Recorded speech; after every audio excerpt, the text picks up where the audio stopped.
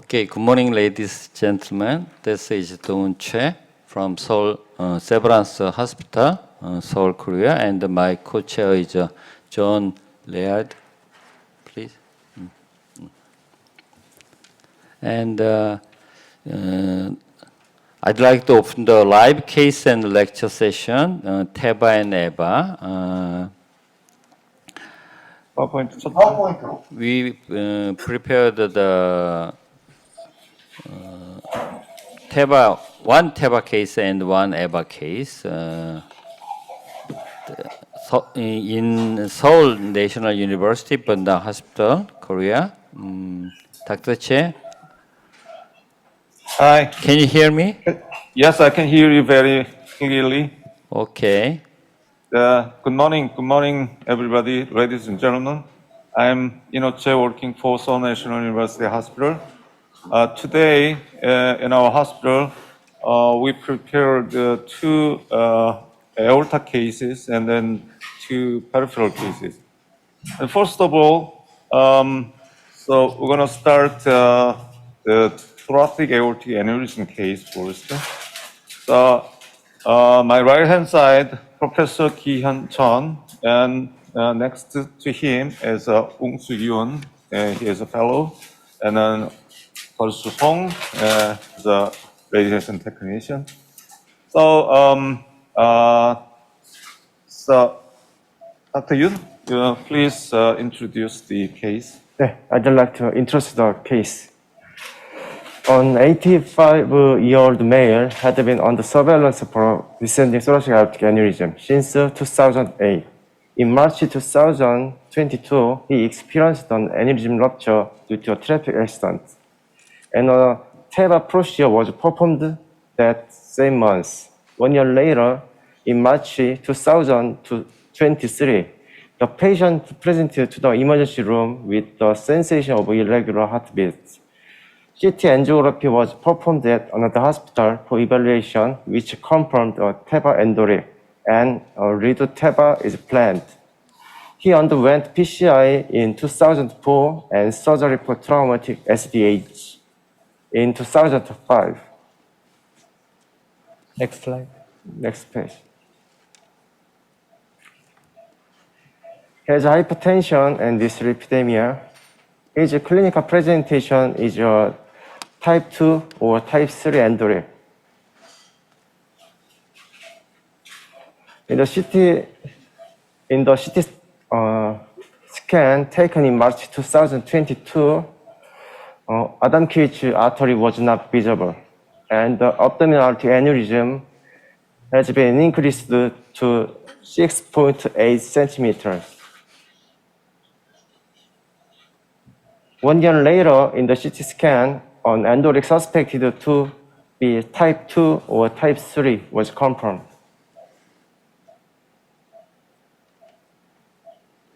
Our target lesion is the descending thoracic aorta. He's taking the following medications, including aspirin. Our teaching points are as follows. First, an endoric occurred 1 year after the procedure. Was it a type 2 or type 3?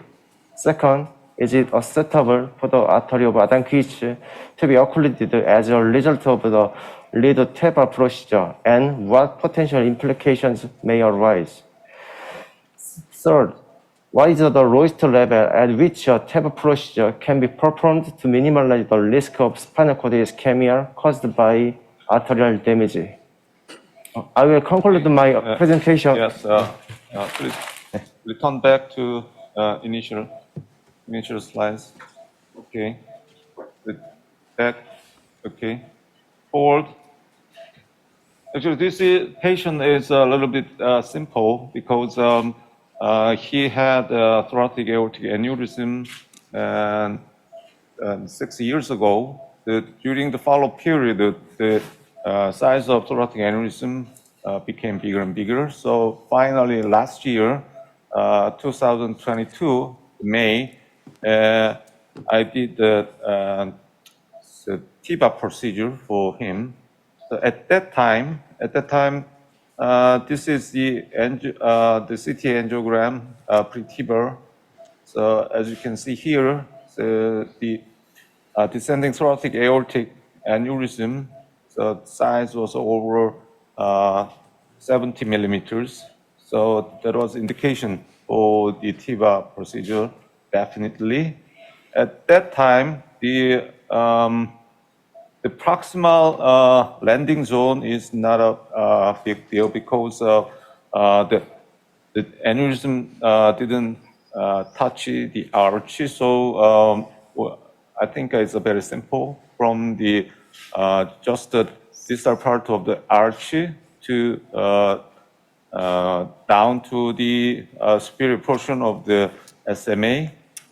So it was easy, but at that time, I thought about the spinal ischemia after TEVAR procedure. So in our hospital, the radiologist, she is very smart and very helpful to me, and then very friendly to our interventionist. She is always trying to find out the Adam-Keats artery because possible spinal ischemia. There are some debate about Adam-Keats artery occlusion, and then the prophylaxis of spinal cord ischemia is still debatable. But in my opinion, I try to avoid Adam-Keats artery level to occlude with the stent graft. But at that time, there was no big spinal cord artery. So he had only a lot of bunch of cord arteries. That means intercostal artery. And so at that time, I didn't worry about the spinal cord ischemia. After that, 엔조 좀 보여줄까요? 요거 전 거. 처음부터. 예. After that, I decided to perform the TEVAR procedure for him. And the length was more than 150. So the size of the aorta was very different from the proximal part of the thoracic artery to the distal part of the thoracic artery. So I have to use a bigger one and smaller one. So in that case, we have to do the bottom-up strategy for this kind of TEVAR procedure. So next slide. Okay, this is AP view. You can see the thoracic aortic aneurysm with some calcification. You can see the sac, and then thrombus inside the sac. The SMA origin is very low, and I didn't worry about the Adam-Keats arterial occlusion. So I started the procedure from this point. This is the bottom-up procedure. The distal part of stent graft was a 32-32, so tubular type. Next. First of all, distal stent graft was deployed. Next. Okay, and then the proximal stent graft size was 38 to 34 taper type. The length was 150. So next. Okay, next. Okay, next. Yeah, this is final angiogram. There was no endoleak at that time. So I was very happy about this result, and I followed this patient with the CT angiogram, and at that time there was some leak after 6 months later, but the sac size was a little bit decreased from 70 millimeter to 67 millimeters. But recently he had a chance to get a CT angiogram because of another lesion, such as palpitation. So CT angio 보여줄까요? This time. Next. Next. 이전 거요? 예, 이번 CT angiogram. 예. So you can scroll down. Please scroll down the sagittal. Yes, over there. Okay. The next. Yes. Down.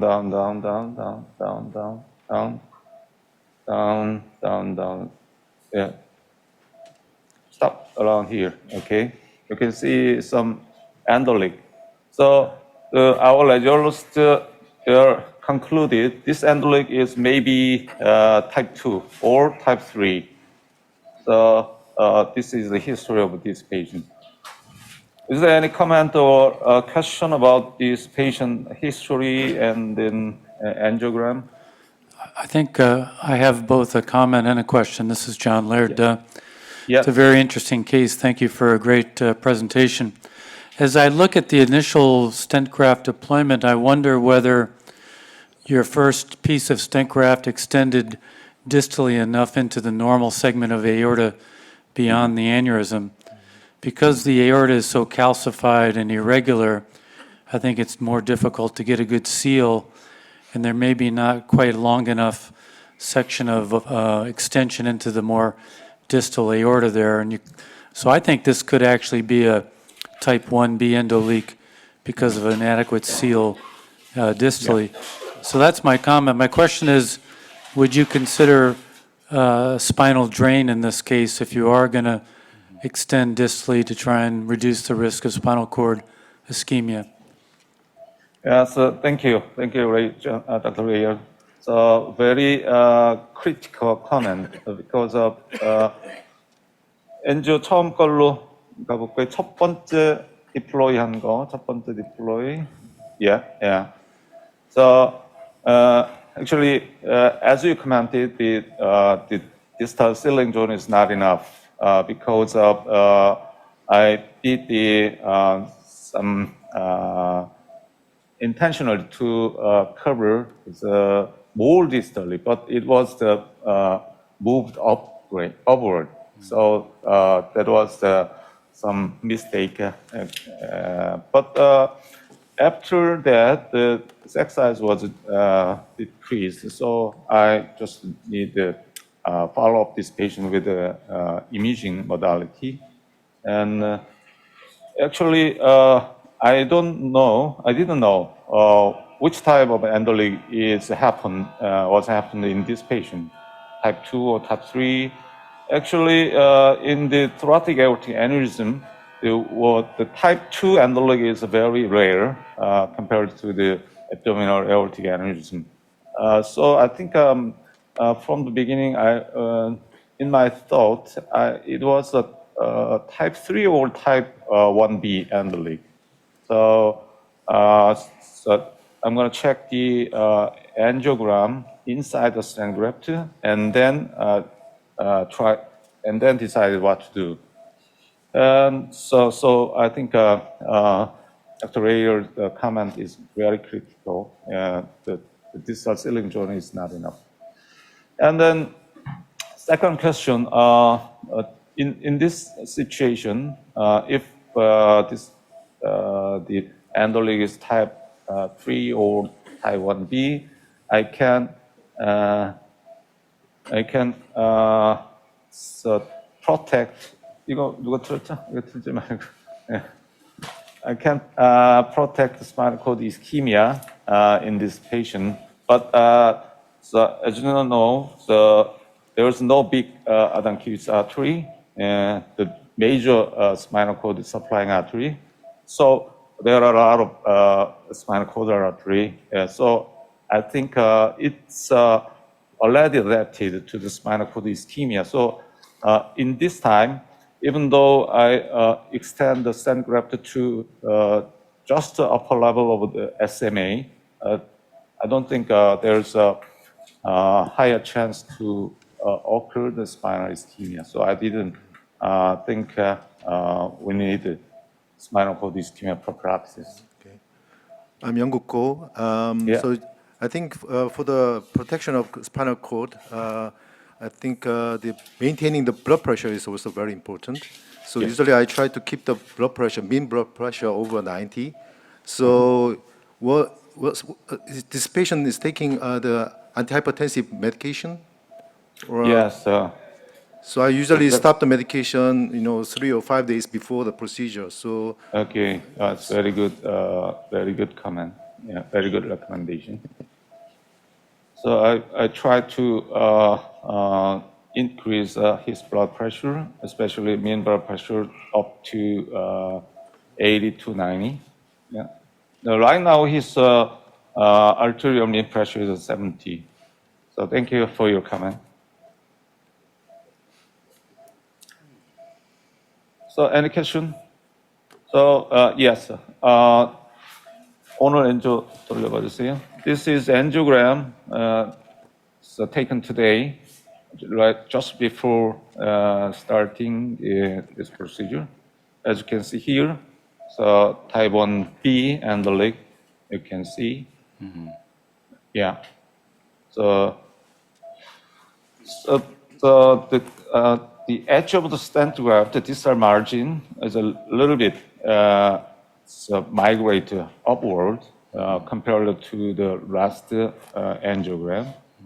So I think we need a more extension of the stent graft to the more distally as far as possible.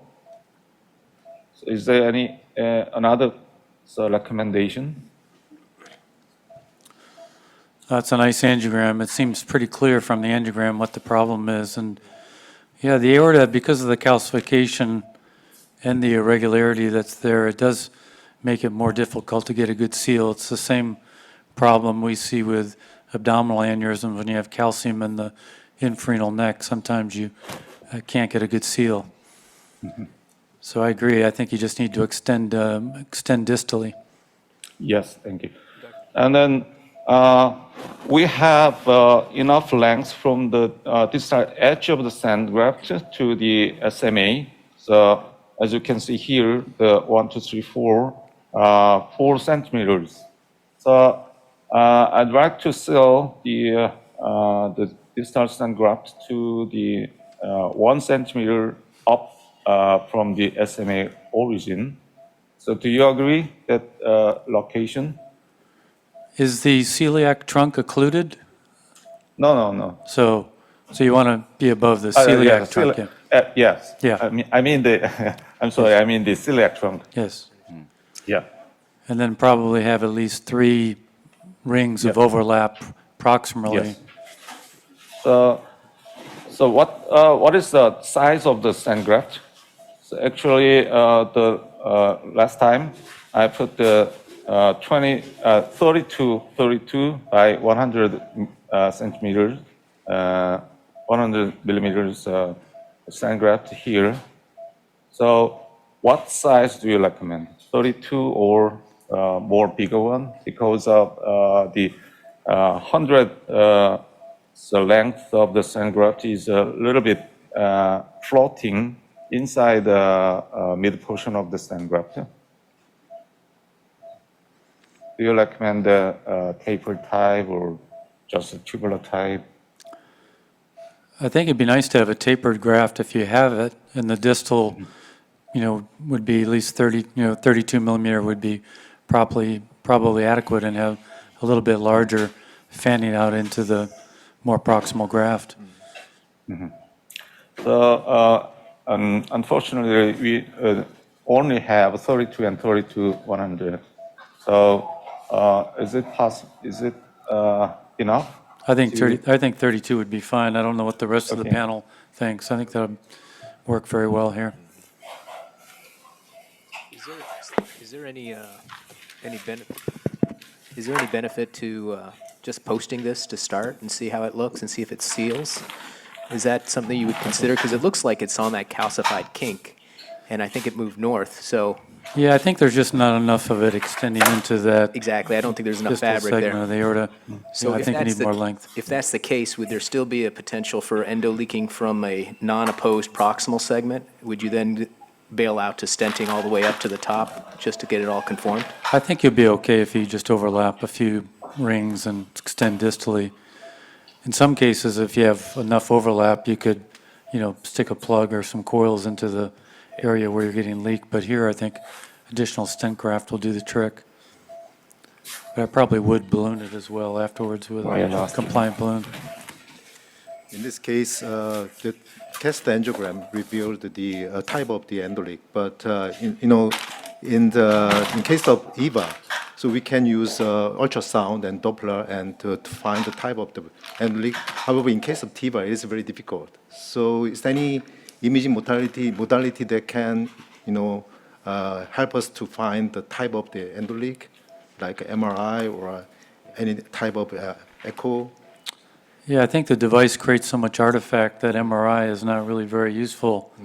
The IVUS can be helpful sometimes because you'll see the non-apposition of the stent graft, proximally or distally to indicate a type 1 endoleak, but I think all of the imaging modalities come up a little short. The angiograms often are not helpful.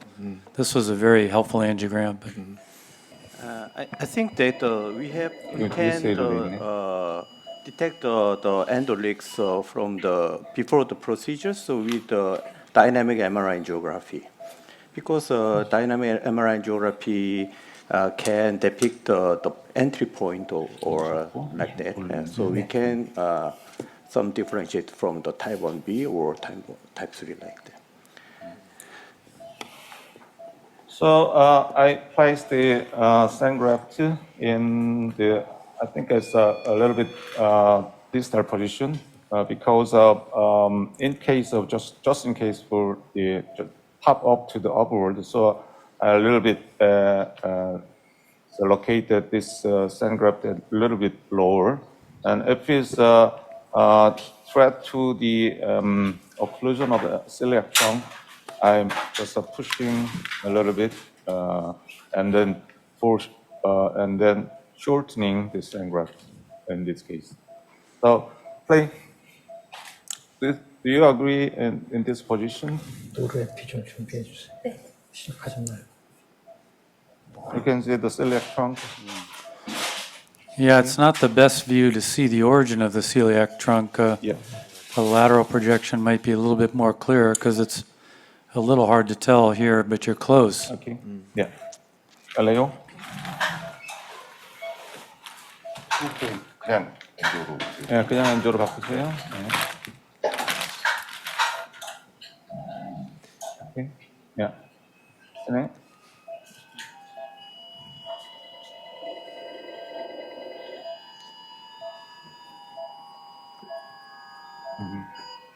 Maybe more lateral is helpful, Yeah, and I yeah. think I would place the pigtail a little bit low, so just Okay. below the stent graft, then you can better visualize the celiac trunk. Yeah. Here we go. Yeah. Lateral.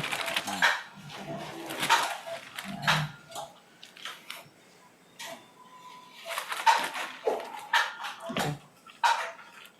Yeah. Yeah. Yeah.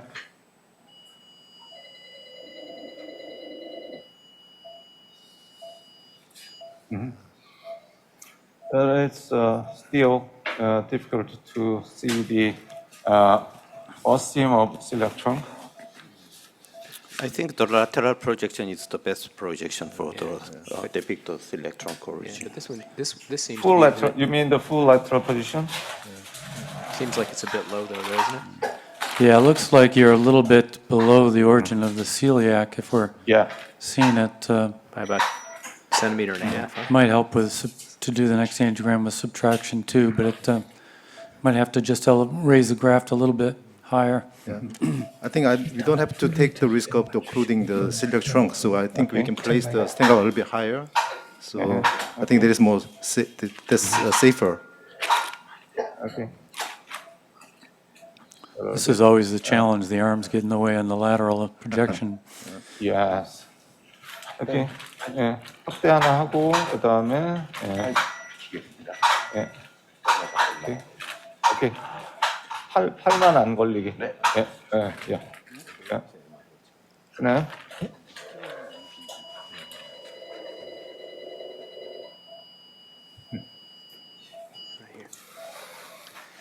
Okay, what do you think? We cannot see clearly. Yeah, Yeah, we cannot see it clearly. didn't help. Usually Right. for the interventional radiologists, we always use it DSA in this Yeah. case. Yeah, I think DSA would be helpful Yeah. here. DSA 한번. Yeah. Okay. I'll go out on a limb. I think it's about a centimeter too low. Okay. So DSA. 환자분 숨 좀 참게 좀 해주세요.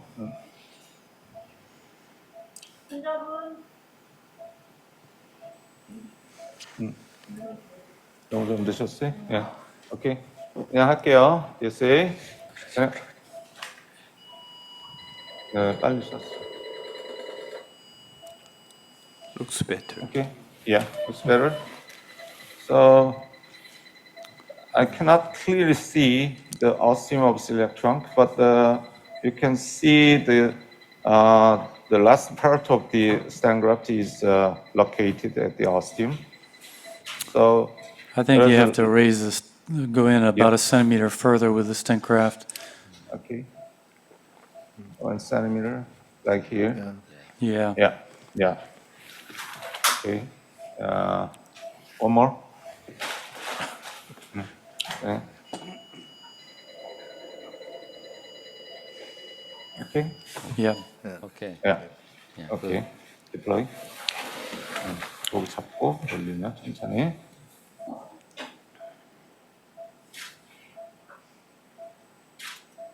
Okay, now I'm trying to deploy the stent.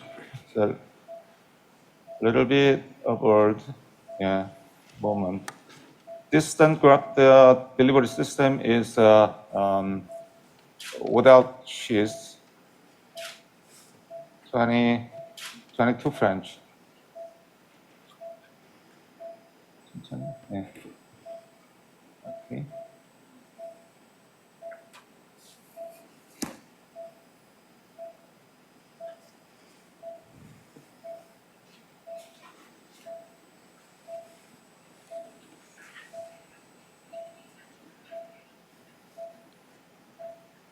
Okay. Stop.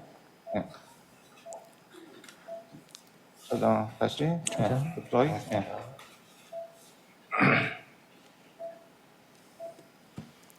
I usually keep my eyes on the distal marks just to make sure there's no movement, Yes. and so we can make some final last-minute compression if need be. But it's remained nice and steady there, hasn't moved.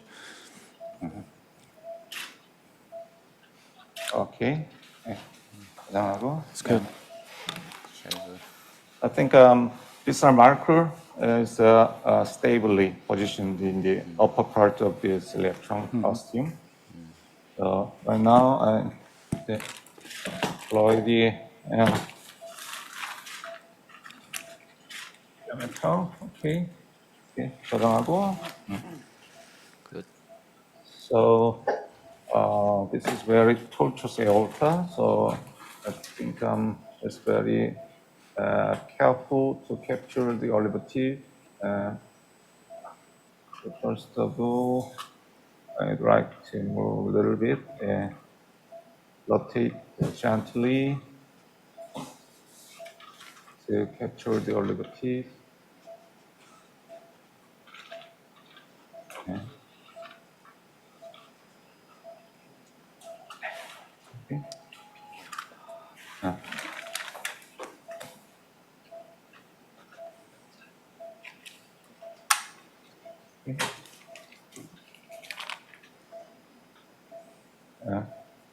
There's no resistance.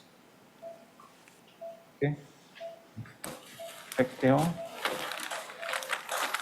조금만 더 빼놓고. 네. 스톱. 새로.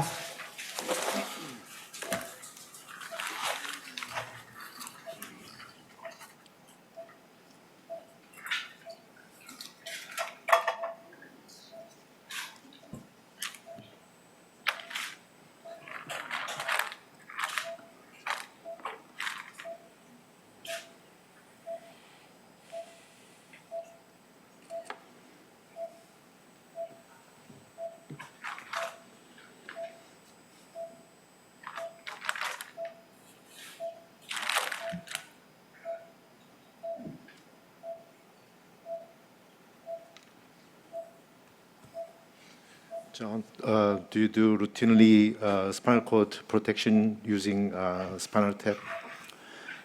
For a case like this, I probably would, just because we're going so distal with the stents, right down to the celiac trunk.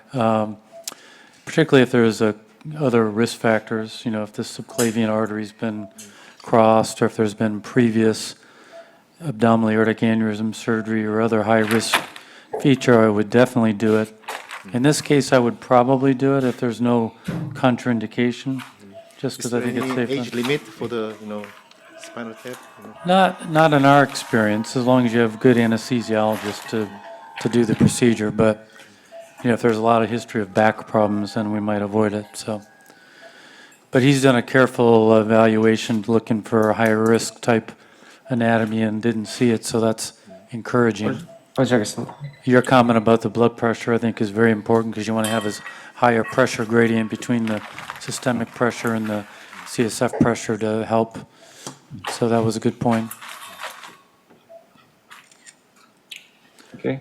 Are you going to perform a balloon angioplasty here with a compliant balloon? I don't think so, because the distal part of the thoracic artery size is around 25, 27. So I think 32 millimeter stent graft would be well opposed to the distal part of thoracic artery. So let me check the angiogram first here. You see? Okay. But there is a, it looks like there is a gap between the stent grafts, between the stent grafts. So maybe with time the gap will disappear. But I think I would, do some balloon dilation to oppose the stent graft to the previous stent graft. Okay, you need a balloon here. I don't think a balloon here.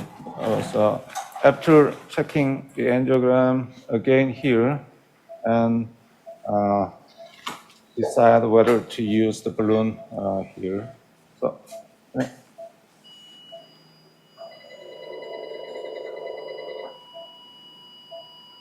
okay.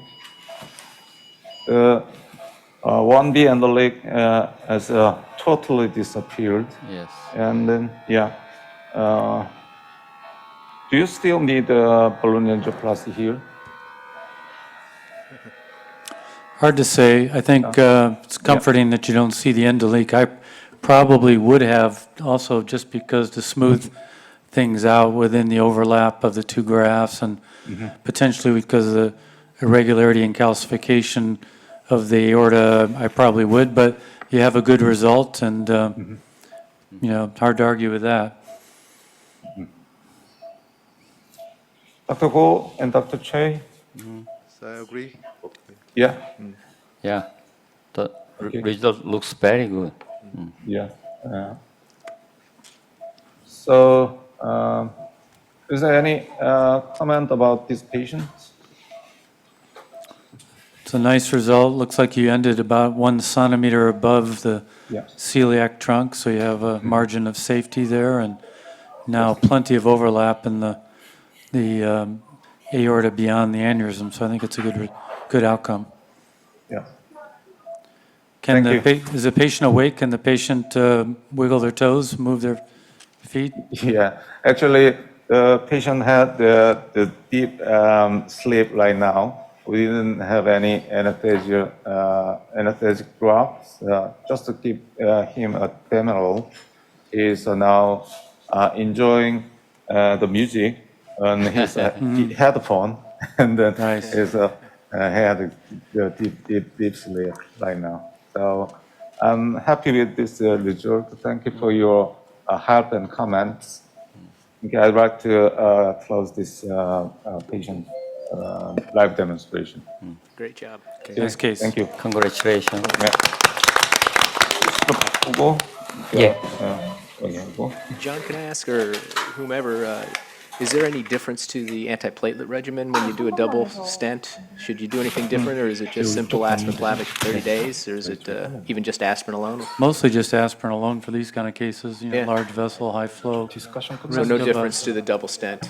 Yeah, be pretty unlikely to have a problem. 이제 잠깐 치료센터 옆방으로 가셔야 되니까. 네. Can you hear me? Yes, hello. My name is Jujo Kwon. I'm a second operator here. As you notice it, Dr. Chae is coming, hopefully. And while we're waiting, we are going to present our case. And before we present our case, let me introduce our team briefly. On my right-hand side, our fellow Do-Hyun Kim and our technician Ki-Hyun Park. Do-Hyun Kim will present the case today. Good morning, everyone. I am Do-Hyun Kim, and today I'd like to present you the life case number 1 at this room. I am first-year fellow at the Seoul National University of Bundang Hospital. Our operators will be Chae and Kwang-Hun and Do-Hyun Kim. I'll briefly summarize my case. He's 70-year-old male, and he was diagnosed with abdominal aneurysm, which was incidentally detected on CT angiography in 2011.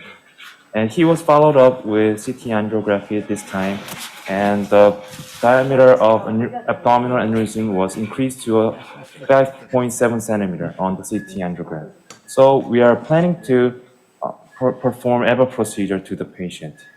He had past medical history of peripheral arterial occlusive disease, and he underwent PTA to left superficial femoral artery and common femoral artery from 2012 to 2013. Next, please. And he was also diagnosed with dyslipidemia. Next, please. According to the transthoracic echocardiography showed normal LV systolic function and mild aortic and tricuspid regurgitation. Next, please. And the past angiography, which was done at the time of the PTA, showed normal coronary angiogram and left superficial femoral artery total occlusion, which was the reason why we performed PTA. And the aortography showed 3.7 centimeter aortic aneurysm in the abdominal aorta. Next, please. The past CT angiography showed long segmental occlusion of the left superficial femoral artery and aortic aneurysm of maximum size of 37 millimeters in the infrarenal aorta. Next, please. So he was followed up with CT angiography, which showed normal coronary CT angiogram and dumbbell-shaped saccular infrarenal aortic aneurysm size about 5 times 7 by 10.5 centimeters. And the left superficial femoral artery stent showed good patency and without no sign of significant stenosis, and also showed atherosclerosis with multiple ulcerated plaques. Next, please. And so he's taking aspirin and cilostazol as adjunctive medication. So today, as I presented, we're going to perform EVAR to the infrarenal abdominal aorta. Next, please. Before we start, I'd like to discuss about several things. First of all, is the patient indicated for intervention? And if so, which would be the better modality, surgery or EVAR? And also, which type or design of stent would be appropriate in the juxtarenal abdominal aortic aneurysm? And also, in order to prevent complications such as embolic stent migration and branch occlusion, which would be the best way to prevent it? And also, if emboli occurs during EVAR procedure, what would be the best way to resolve it? Next, please. So, the patient's lesion is short juxtarenal lesion. So, which will be the best way to prevent the renal artery occlusion? And today we are planning to implement 28 by 103 millimeters graft and 16 by 93. This is our plan. So back to the previous slides. Presentation slide. 프레젠테이션 슬라이드 앞으로 할게요.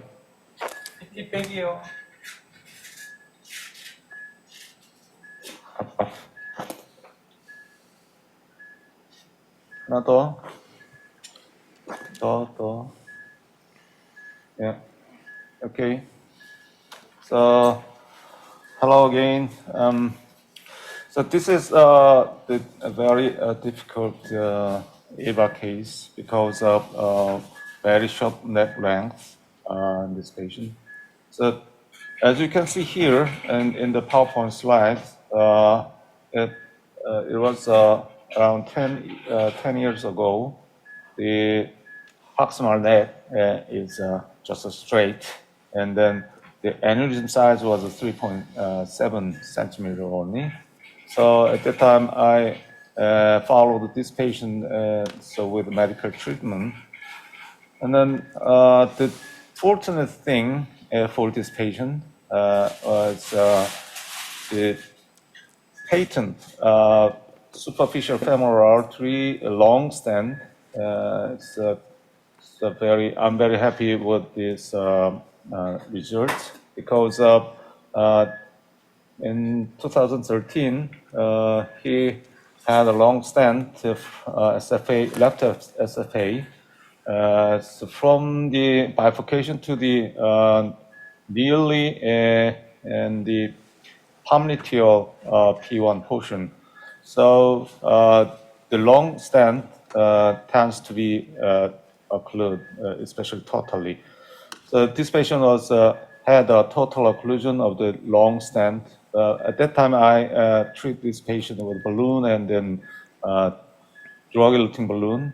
So during the 10 years follow-up, there is no instant restenosis.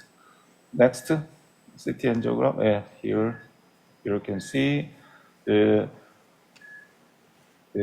superficial femoral artery stem was very clearly, widely patent. So I'm happy with this result. But the aortic aneurysm, that was 37 millimeters. And then during the follow-up period, there was 40 something. And finally, right now, so done. Yeah, right now it's more than 47 millimeters. So I'd like to treat this patient with EVAR because he's so during the peripheral intervention, he denied to get a surgery because of the long stenting in the SFA tends to occur total occlusion in the near future. So he didn't want it to get a surgery, bypass surgery. So I treat this patient with the drug-eluting balloon only, and he had very good results during the follow-up period. So in this patient, during the follow-up period, the aneurysm, the shape of an aneurysm changed to the dumbbell shape. That means lower part of the abdominal aorta, the aneurysm grow to the 4.7 centimeter. But in the proximal portion, right after just behind the renal bifurcation area, there was a small aneurysm developed. So it's a dumbbell-shaped aneurysm. But the proximal landing zone is very narrow, very short. So this is the most difficult part of this patient treatment. So is there any comments? So do you want to this patient refer to the surgeon, or do you want to do the EVAR procedure, even though it is out of IFU? So please. I agree with you. It's a very challenging case because the neck is very short. I think 10 millimeters, at best, and it's a very abnormal section of aorta right below the neck.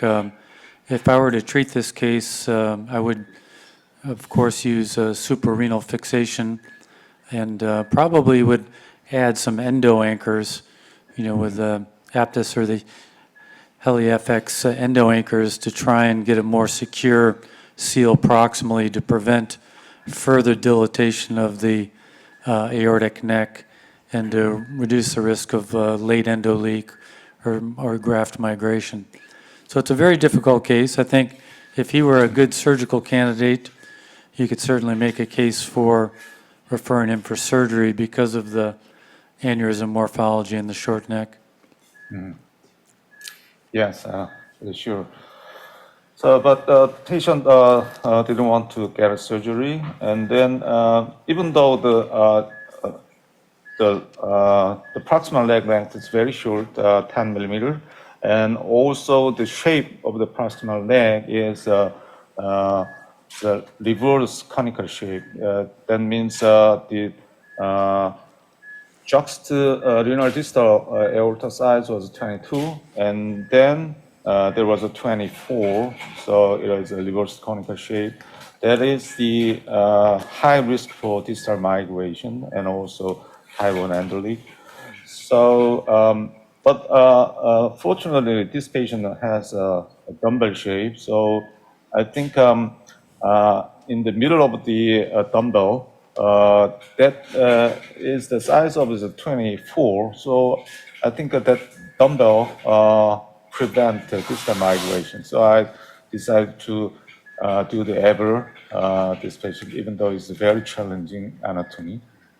So I think surgical option is surgical open repair is a good option. But if I have to do EVA, then if the patient shows like a dumbbell shape like this, I would use a kill technique to extend the landing zone and to minimize the endo leak. So I would insert like a 7 centimeter long aortic cup first to breach the proximal the aortic neck and the mid segment inside the aneurysm. And then I also consider to do chimney technique because the right renal artery is a little bit lower than the left side to extend the aortic neck. So if both techniques fail, then I would consider insert endo anchor. Yeah, I think I was going to agree with you, Dr. Ko. I think this whole thing about the right renal, and there's an angle that comes off of that aneurysm fairly sharp from the axial cuts, and this one's really a challenge. This is really a challenging aneurysm to repair. Yeah, the bridging stent graft's a good idea. I really like endo anchors for cases like this to help prevent further dilatation of that aortic neck, because I think it's high risk otherwise, given the natural history that we've seen in this patient, where it went from pretty normal looking to very abnormal looking over the past 5 to 10 years. Yes, Dr. Ko? Yeah. So, prophylactic use of endo anchor is reimbursed by our medical insurance system. I think prophylactic use is not covered, but you have to somehow document the type 1 endo leak. So yes, but I think it is easy to do. This case is a very nice lead-in to my presentation in 30 minutes. Thank you for that. 네. 리도카인 좀 더 주세요. 네. 이렇게.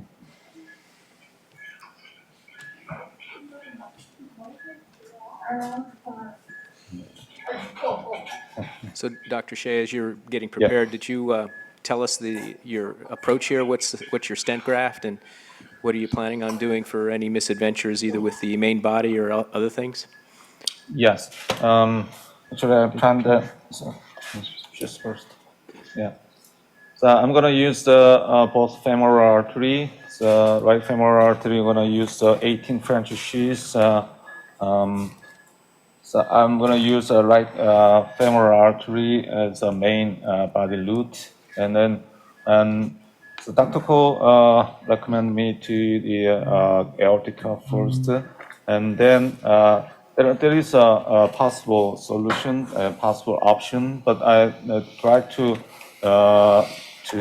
deploy as a conventional method, not to cover the right renal artery. Right renal artery is lower than left renal artery, but I think there are some little space to settle down the proximal end of the stent graft. So I'm going to use the 28 millimeters main body, and then use the 17 for the contralateral limb and 20 for the ipsilateral limb using the Mediterranean system. Okay. 예, 저기 좀 더 줄까요? Okay. Yeah. So we prepared this patient one and a half hours ago. So he feel pain in his groin. So I'm gonna give some lidocaine more.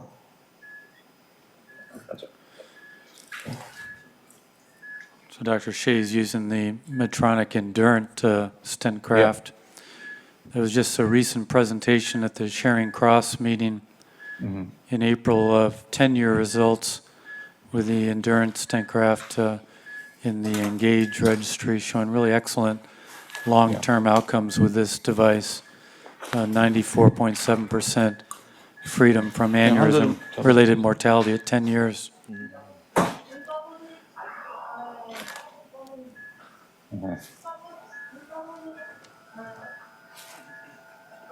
Okay.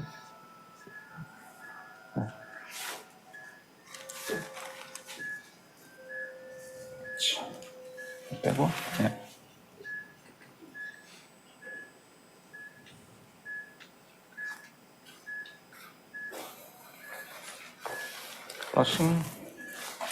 플러싱 할 거 하나 주세요. 큰 걸로 주세요. 다이로 쳐. 큰 걸로 주세요.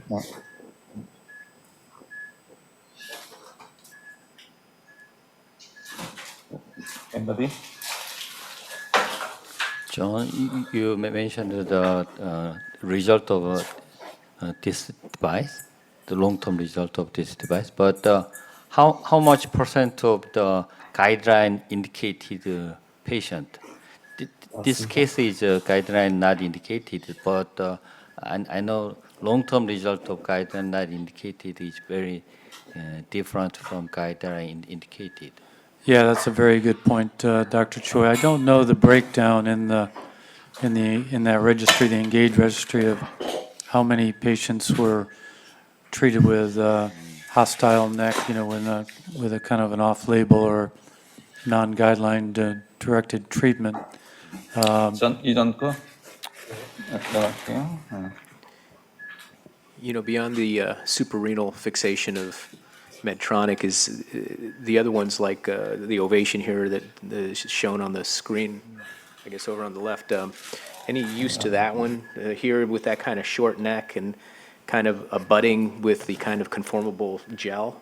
Yeah, I'll show a case in my talk of using the Ovation Prime stent graft, which is now the Alto device from Endologics, which has polymer sealing rings. It was approved in the U.S. for a neck length of 7 millimeters, so it can be used in shorter necks successfully.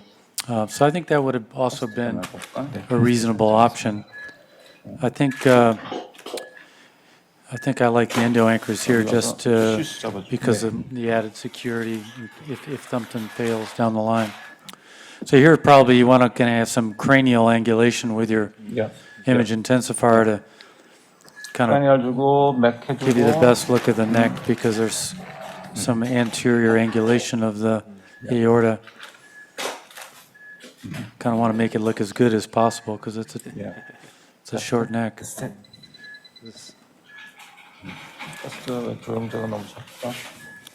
And we cheat a little higher here and come as close to those renal arteries as possible. Yes. That's it. Okay. Yeah. It's always, no matter where you are, you always pull back. Yeah. It seems like that's the real key. Yeah. Okay. I'm going to deploy the stent here. It's a little bit higher position. So I think it's end of stent graft is located at the left renal ostium. 오케이, 저장하고 테스트 한번 더. 테스트. Above the linear ostium, left linear artery. So a little bit.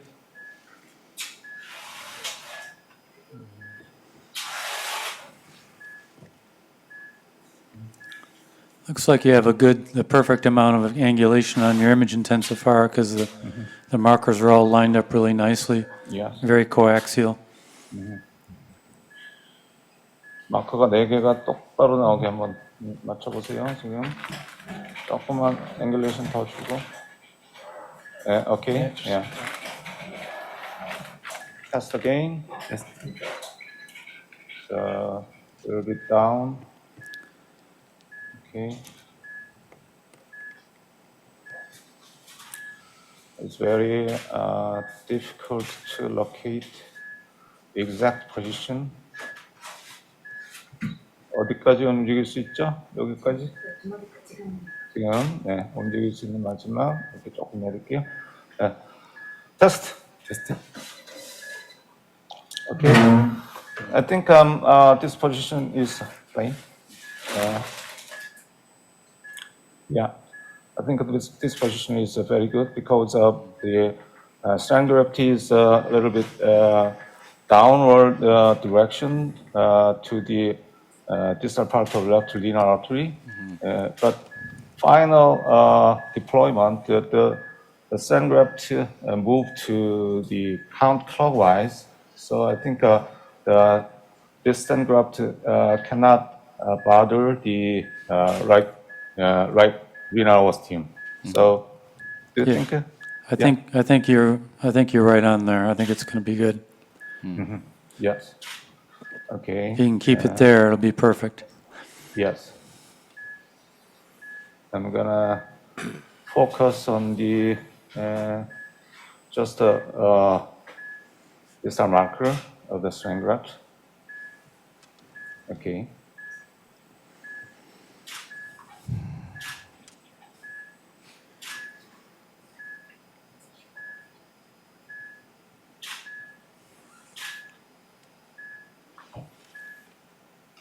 So now we are inside the center of the dumbbell. Check the aortic aneurysm.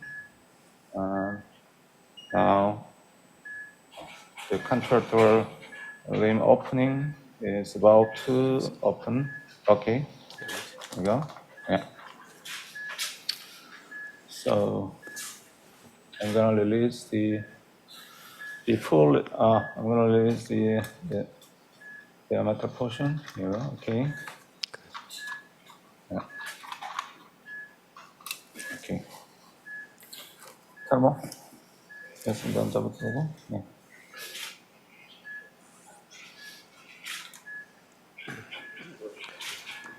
Actually, for my practice, I usually intentionally cover the 1/3 lower of the ostium because for preventing the distal migrations, and then the 1/3 coverage is not significant to the renal flow. So, yeah. Yeah, I think if this were a case you were going to cheat on, this would be the one to cheat on, is to cheat high, cover a little bit of the renal, particularly the right one, because there's a large diameter right renal artery. I think I'm already passed the wire through the contralateral limb opening right now. So rotate the pigtail inside the strand graft. Okay, it's freely movable. So I think this is inside the truly inside the contralateral opening. So We blinked and we missed it. I know, that was awesome. Okay. So I'm changing the wire. Yeah. And wire, stiff wire. Okay.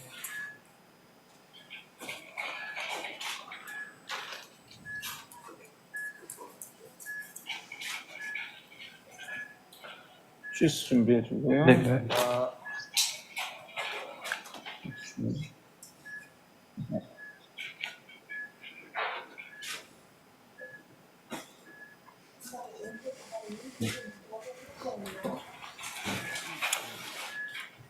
이렇게 한 번 더 줄게. 리도캔 맞죠? 네, 리도캔입니다. 네.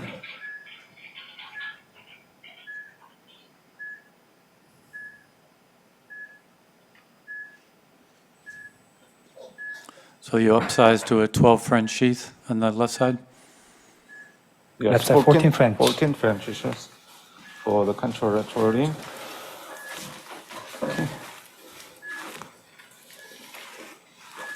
시스 꺾고 그 다음에 픽테일 넣어주고 그 다음에 컨트라스트도 찍고.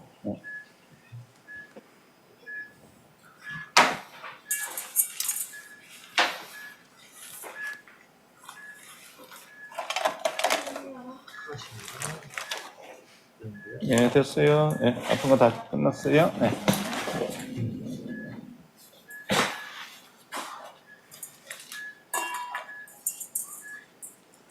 So this is a Endurant 2S device. So it's 3 components, the main body, and then you deploy a contralateral limb, and then extend ipsilaterally.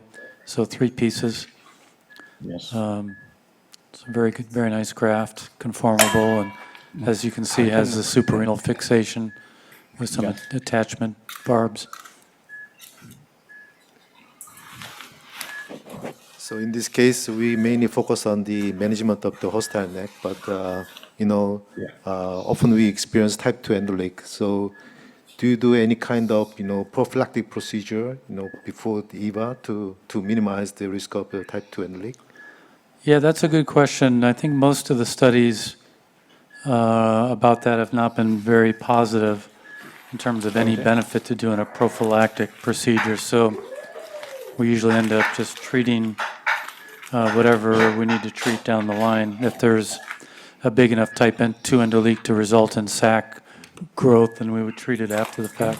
How about you? Have you had any experience with prophylactic treatments?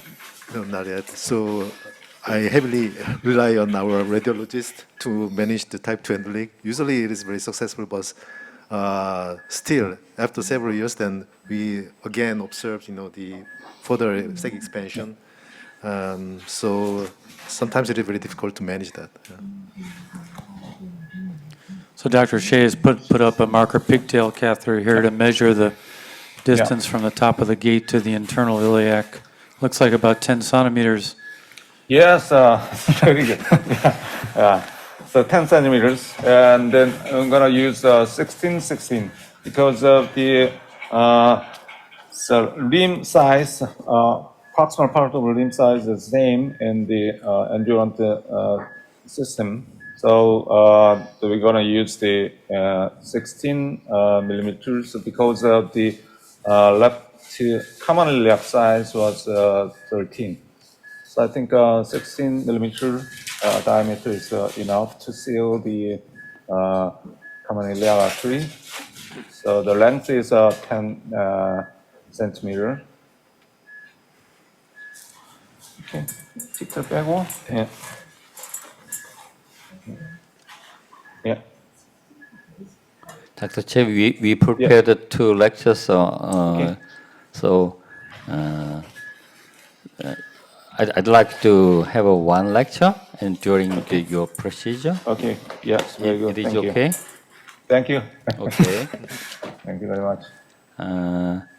I'd like to introduce the one lecture, Lawrence Garcia from United States, and his lecture title is EVAR in the U.S. Indications and Current Device. Dr. Garcia, please.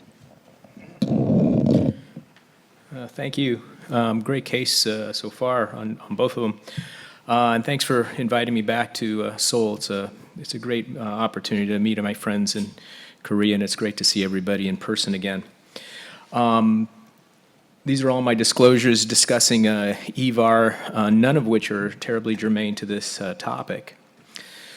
As we already know, the presentation of AAA, about 70 to 75%, as described just now, are asymptomatic. About half or up to half are seen on physical exam or found on physical exam, and it's usually found very often in incidental finding on x-rays. When it's less than 5.5 centimeter in diameter, the risk of rupture is about 1% per year. I'll show you some slides on this. But about a quarter of our patients still present with symptomatic near rupture or frank rupture, presenting with abdominal pain. And still in the United States and worldwide, we have a 50 to 75% mortality rate in these symptomatic ruptured AAAs. Predicted incidence of aneurysm rupture within 5 years, if you look at an initial diameter, this gentleman had one nearly 12 years ago that was in the 30 to 35 range, and the risk of rupture was very, very low, as one would expect. As it tends to grow up into that 5 centimeter range, and this one had grown 2 centimeters over the incremental 10 years, you can see that the growth rate, time after initial screening, nearly triples in overall risk to about 37 chance out of 100 of rupture when it becomes much greater than 6 centimeters. Seen a different way, if you look at this line of identity, there is a change in the slope as it creeps up beyond 4 to 5 centimeters, which increases your risk of rupture. Hence the guidelines, which have said for men about 5.5 centimeters and for women about 5 centimeters, or a change of 1 centimeter in growth. When one looks, we had a great presentation for the TEVAR, but this is looking more at the EVAR section.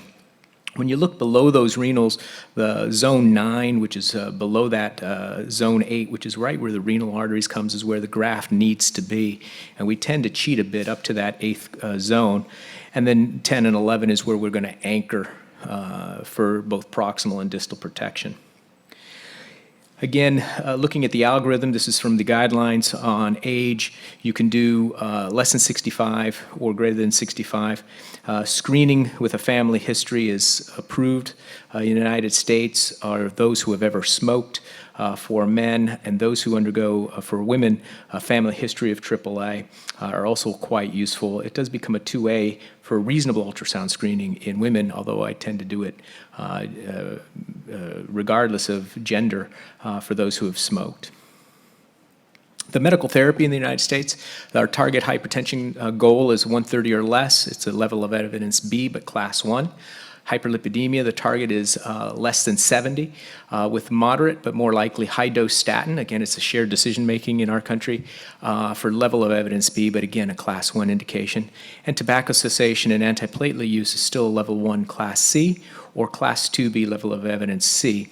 The antiplatelet measure may be changing in the more recent guidelines that are supposed to be occurring. Juan Perotti really championed this. This is his original picture looking at a simple tube graft planting itself both proximally and distally, similar to what the surgeons would do. And this was detailed back in 1978. The idea of laying down an intraluminal tube is the classic surgical procedure, and it works very, very well. We'll go through some of that data, as opposed to what we're seeing here, which is kind of an anchoring system of 2 to 3, if not more, pieces. When one looks at the overall types of devices that are available, suprarenal fixation is without a doubt the most common form of anchor up above. There are just a couple devices. The lumbar graft is no longer available, at least I don't believe it is, and then the excluder from Gore is the only one that I know of that does not have a suprarenal fixating device, but almost all of them have barbs which tend to anchor both proximally and distally. This is a dated slide, but this shows you the style of devices with the Medtronic and now the Talent device, the excluder, Zenith, or the Endologics, and way out to the corner would be the Ovation stent. There are 3 trials in the United States which really drove the use of endovascular procedures as opposed to open repair: the DREAM, EVAR 1, and OVER trials. 300, 1,200, and I think several hundred patients in the OVER trial, looking at perioperative mortality and long-term outcome, comparing the endovascular procedure to the open procedure. And the perioperative mortality has favored EVAR in almost every trial. Long-term, there has been no different, but what you'll see is there's an early need for reintervention in the EVARs, which has been fairly consistent, mostly driven by endoleak. Specifically, when it comes to the EVAR trial, this is from Rogers' trial, showing EVAR and open repair. There was no real difference, no statistical difference, and the Kaplan-Meier lines overlapped over time out to 4 years. When it looks at time to first reintervention, you can see that with open repair, there's early failure that has to be dealt with, but then it's a relatively flat line, whereas with EVAR, there is a continued need from time to time for reintervention, mostly driven by type 2 endoleaks. The DREAM trial presented in the New England Journal from Blankenstein and group looked at 2-year outcomes comparing endovascular versus open repair. And this is looking at probability of survival, clearly a less morbid and less mortality in the endovascular repair compared with the open repair. And with the open repair, the need for reintervention, again, just like Roger Greenhall had shown, a flat line out beyond the first year compared with the endovascular repair.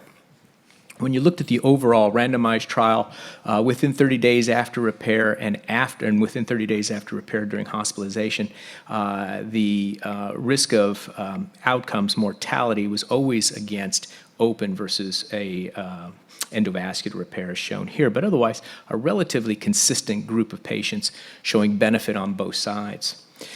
This is from Mark Schermerhorn out of the Beth Israel Deaconess, my old colleague in the New England Journal. This is a Medicare review looking at all ages on a CMS database, looking at outcomes for open versus closed repair. And you can see that it's generally in favor of the EVAR compared with the open repair. And if you looked at all ages, compared with specific ages 67, greater than 85, and then the 70 to 84-year-old group, there's really a clear benefit of the endovascular durability, less mortality compared with the open repair, particularly as we get older in age. And so the lack of reserve from our older patients is greatly benefited by an EVAR approach as opposed to an open repair. This is out of JAMA in 2012, again, survival after open versus endovascular. Again, the endovascular repair has won over the years as time has gone on. Just a quick word on that. We've talked a little bit about type 1A type endoleaks versus type 2, type 3, and type 4, and then the translesional gradient of type 5. Seen a different way, type 1s are just direct pressurization to the sac. These are the worst of the worst, either above or below. Or you can have a type 2 endoleak, which is coming from the lumbars in this location. It could be a type A or a type B with single or multiple locations being the ones that leak. Or you can have a fabric defect over time. I've never really had much experience with that kind of a cause for an endoleak. And then usually from stitching or porosity, the type 4 fabric porosity. So in conclusion, I think EVAR, at least in the United States, remains the primary method of exclusion with very few exceptions. Advancing technology resolves the problems on both access, sizing has come down, attachment reliability, and endograft durability. The endoleak repair is still a problem for most of these EVARs when it comes to leaks. But the imaging reliability is also quite useful when you have a good tech who can do the ultrasounds looking for either growth of the aneurysm sac or, number 2, source of endoleak. The percents of patients that are untreatable, as shown in this case that Dr. Chae is now currently treating by endovascular approaches, may be approaching 0. I don't think we're quite there yet, but that would be the future. And the long-term outcomes remain the challenge, and our best follow is strict adherence to the serial surveillance of our endografts. Thank you for your attention. Dr. Chae? Yes, yeah. Okay. So, what I have done, okay, so contralateral wiring, yeah, and then the measure the length of the contralateral stent graft, and I chose 124, 16 millimeter, so I have to push it approximately because it's a little bit longer, because actual length is 100, so used 124, so pushing upward, and then finally, so okay, you can see here, finally, yeah, so full deploy, and then the main body is deployed, and then the olive tip is now slowly down to connect to the delivery system. And then I think So ipsilateral limb length is around 90. So I use the 93 and 20 millimeter distal diameter. Here we go. Yeah. So I deployed all the stand graft component. This is a little bit, I think it's a little bit longer, so, but as you can see here, the internal iliac artery is saved. So I think it's a very good position to seal the distally. So right now I'm gonna use the balloon for post-dilation. Yeah, it's really nice technique throughout, doing careful measurements from the top of the flow divider to the internal iliac on both sides to pick the right length graft.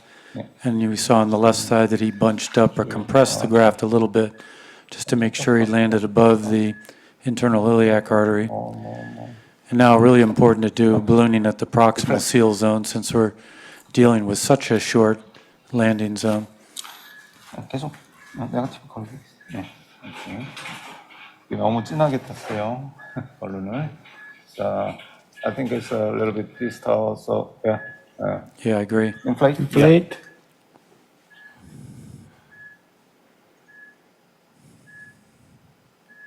Yeah. Okay. Yeah. Deflate. Deflate.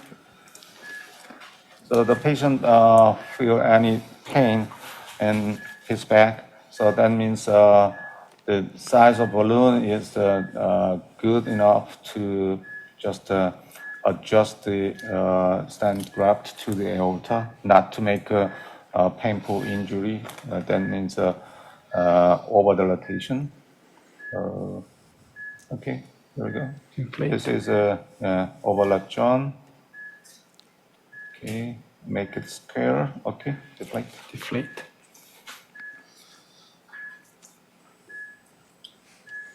And this is the landing zone. Inflate. 천천히. 이제 stop. Yeah. Okay, deflate. 이제 빼고 반대로. 예. 다시. 오케이. 반대에다 집어넣고. 예.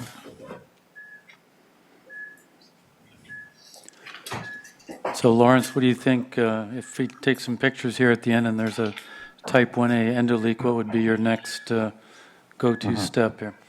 Yeah, we've used the Aptus devices from time to time to really anchor. I think that would probably be the best choice. If you have to use a cuff, I think the challenge would be I would then get a bit nervous and I would probably try to protect that right renal artery for a chimney or a periscope, whatever you want to call it. So actually, I prepared an anchor for this patient. So if there is a significant 1A and the leg, so I'm going to use the anchor in this patient. Over. Yeah, I think you have multiple possibilities. One is the endo anchors. The other is just a aortic cuff. Third possibility would be to stick a Palmaz stent in there and try and expand it a little bit. It's a little tough now to do a chimney graft now that you've deployed the stent graft. That'd be a little bit difficult to do. So. Okay. perfect. 자, 이제 반대쪽에 디테일. 이거 빼놓고. 디테일. So I'm going to check a final angiogram. I hope this angiogram will be the final. Could be a short day or a much longer day. Exactly.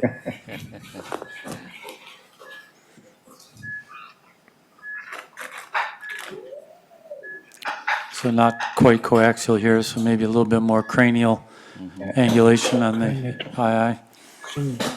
So these days, the endo anchor is available, but before the endo anchors are available, we used to have the bare metal balloon expandable stand for the management of type 1 endo leak. So are you still using the bare metal stand? Yeah, we still have some old Palmaz stents available for that application, the old 4010 Palmaz stent. So it's still used from time to time. It's a throwback, right? When do you have think to you need crimp the it. 환자분한테 stent 숨 좀 instead of 참으라고 얘기 좀 endo anchor? 해주세요. I think the endo anchor is a better solution than Palmaz stent, so I would go with the endo anchor first. But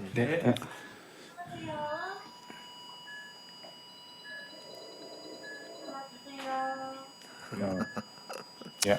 so it looks like the longer day is. Yeah. So, what do you think? The lower right renal artery is not covered, yeah, with the stent graft. So it is very good position regarding the left renal artery. But I think there are some space between the right renal artery and then aneurysm, so then make Taiwan embolic. So do you think it's using the aortic cuff, or what do you recommend? I don't think you could have landed any better than you did. If you'd been a little bit higher, you would have knocked off the right renal artery. I don't think a cuff probably is going to help you that much here. You will get a little extra radial force, but you won't get any additional height. Yeah. So my inclination would be to do as we talked about, to try some endo anchors. Yeah. And focus on the left side, but put circumferential anchors in, but focus on the left side. Okay. I don't know what the rest of the panel thinks. Yeah, I think if you use endo anchor, then this will be the last endovascular option. But if you do chimney graft to the right renal artery and extend the stent graft using the aortic cuff, and if you have still type 1 endo leak, then you can still use the endo anchor. So you have two options left. So what about the first endo anchor? It is not effective, and then the snorkel, and then extend the aortic cuff to the left renal artery level. It's a little challenging now to snorkel that you have bare metal suprarenal stent there. That's a little tougher deal. So I don't know. I think my preference would be endo anchors, but you can burn bridges either way. If you put a bare metal stent in, then you can't do endo anchors. So you have to do that first. Yeah. It's a challenge, right? Because it seems like it's coming right from that left side, and I'm not sure if that was the angle or what, but I think you have to push yourself against that side. So I would go with the endo anchors to start, and then unfortunately, I think you may have to still put in a bare metal stent to anchor yourself even further. I'm not sure that that's going to be the sole answer here. I mean, endo anchors, I mean. The only other thing I would say is you could try ballooning again, because I'm not sure you were quite high enough with your balloon when you expanded post-deployment. Yeah, it's a good thing. Yes, It did slip down a little bit. Yeah. Yes, very good comment. Because of the uppermost part of the stent graft is a little bit some distorted. I mean, the not fully expanded, especially in the left renal artery side. So I think I'm gonna the balloon more proximally. Yeah, first. And maybe a little bit more aggressively, but yeah, I think that'd be a good start. Yeah. Okay, Dr. Chae, we'll come back 10 minutes after over one lecture. Okay. I'd like to introduce the second speaker, John Robert Laird, and he'll talk about evolution of EVAR device and technique to deal with complex abdominal aortic aneurysm morphologies. Dr. John? Thank you very much, Dr. Choi. It's really great to be back with friends in Seoul, Korea this year for TCTAP, and a real pleasure to be able to give this presentation, which I think will follow on nicely to Dr. Garcia's presentation, as well as this recent case that we just saw. These are my disclosures. So things have changed pretty dramatically in the 40 years since the advent of the EVAR era, and I think it's fair to say that there's really no going back to this when you can treat a patient with a percutaneous EVAR procedure, have them go home the next day and return to their normal activities of life very quickly thereafter with fairly minimal procedural morbidity and mortality. And so the advantages of EVAR have been very well demonstrated over the years and are outlined here, although there are disadvantages and limitations to this approach. There is the unproven durability or long-term durability of some of the grafts that we're using. There's a greater need for reinterventions. There is the need for lifelong surveillance after these procedures. And there is data to suggest a higher aneurysm-related mortality many years after endovascular repair compared to open surgical repair. The original randomized clinical trials that Lawrence talked about, such as EVAR-1 and DREAM, have suggested some concern about long-term durability of the first generation EVAR grafts. If you go out even further than Lawrence talked about in the EVAR trial, you start to see some differences with relation to aneurysm-related mortality many years afterwards, with a higher mortality in the EVAR group.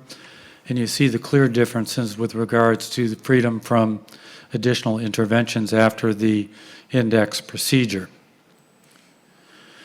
And with the first generation EVAR devices, there were a number of limitations, particularly with the Aneurysm device. There was rigidity of the main body that increased potential for distal migration, and there was lack of suprarenal fixation and lack of a sealing mechanism proximally, which increased the risk of type 1A endoleak, as shown here, and in some cases, device migration. We see here now an Aneurysm device which has slipped down into the aneurysm sac late after the procedure. The first two EVAR devices were approved in 1999 by the FDA, and then there were multiple devices that went through the approval process in the ensuing years.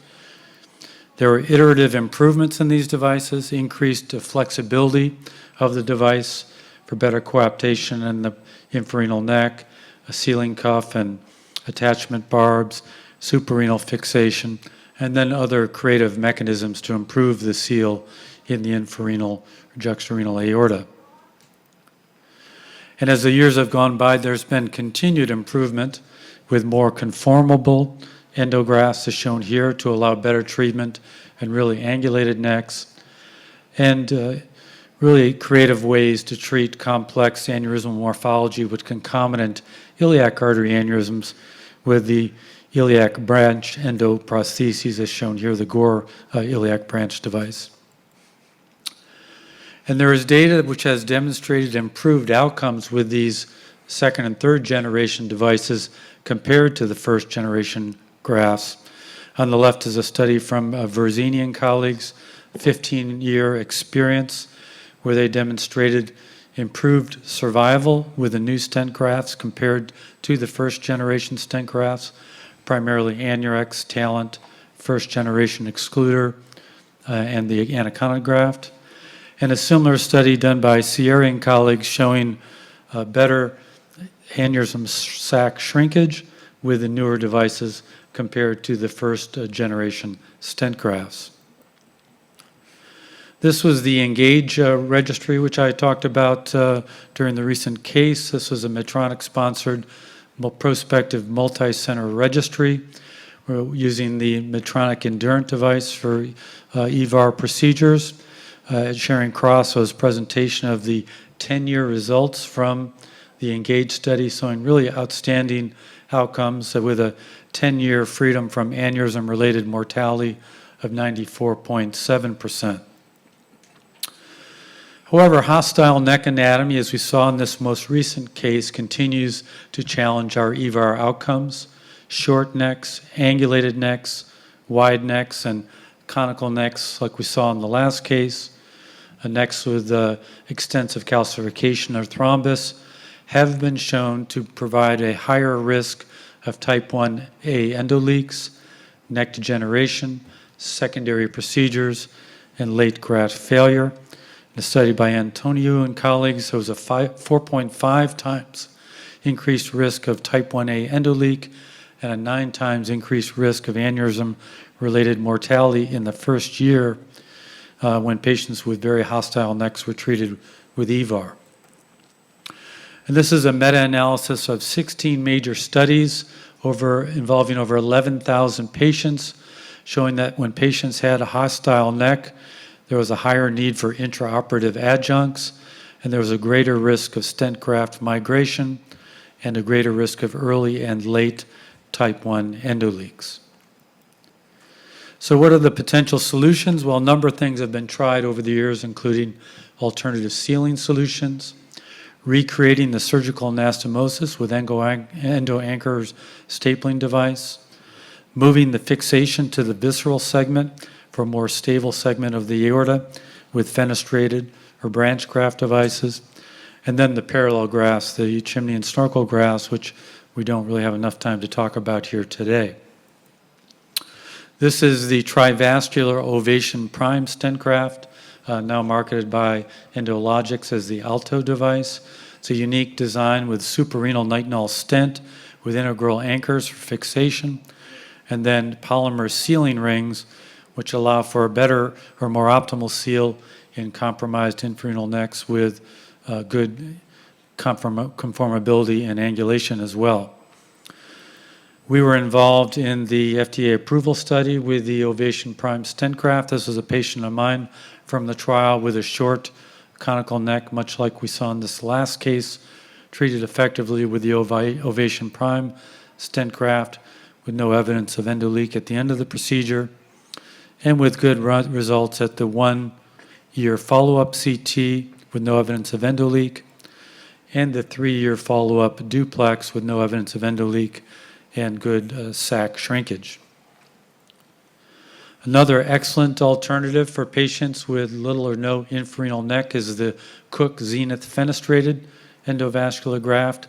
This was approved by the FDA in 2012 and is an excellent choice for patients who have suitable anatomy and when we have the luxury of being able to wait for customized stent graft creation.